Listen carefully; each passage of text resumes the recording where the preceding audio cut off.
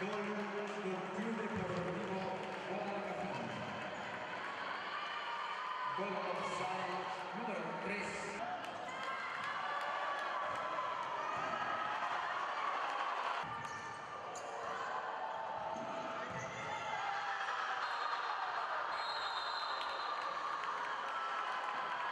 Segundo gol do Club Deportivo Guadalajara.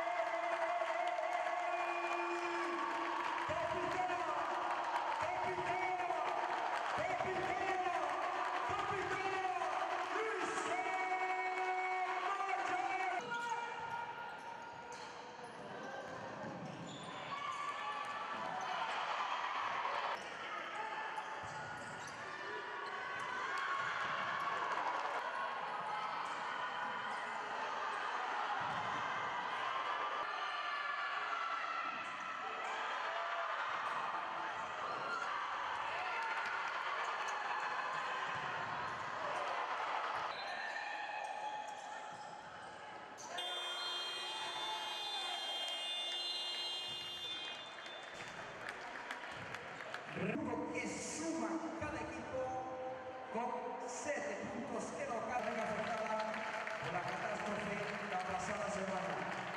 Muchísimas. El fuerte aplauso.